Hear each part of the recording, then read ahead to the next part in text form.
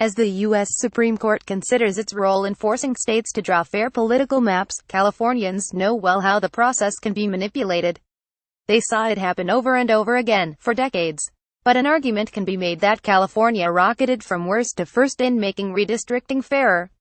Few believe that more strongly than former Gov. Arnold Schwarzenegger. "I say it is the time to say hasta la vista to gerrymandering," he said at an event outside the Supreme Court in Washington last week as the justices considered the battle over the district lines drawn in Wisconsin.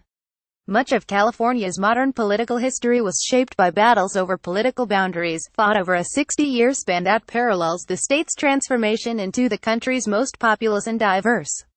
Unprecedented social and cultural change fueled the political gamesmanship, but the real prize was clout in Washington. "It was all driven by those seats in Congress," said Tony Quinn, a longtime Republican political consultant and redistricting expert. California's growing population resulted in an astounding 29 new seats in the House of Representatives in just the last half of the 20th century. Quinn cites 1951 as the first modern gerrymander in California, as then-dominant Republicans intentionally skewed the once-a-decade reshaping of legislative and congressional boundaries. When the map-making was over, they held a majority of the state's congressional districts. Those maps slowed, but didn't block, the growing cloud of Democrats. In 1961's redrawing, newly empowered Democrats exacted revenge and skewed the maps in their favor. By the time Ronald Reagan was governor and California had 20 million people, each redrawing of maps led to open political warfare.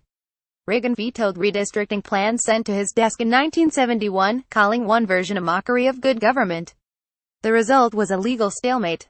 The task of drawing legislative and congressional boundaries was left to the California Supreme Court. The courts again intervened in 1991, when then-Gov. Pete Wilson rejected maps drawn by Democratic legislators.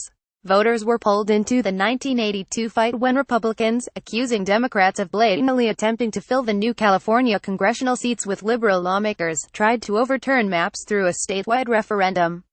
The only time the two parties worked together, when they jointly signed off on new legislative and congressional seats in 2001, it was to protect incumbents.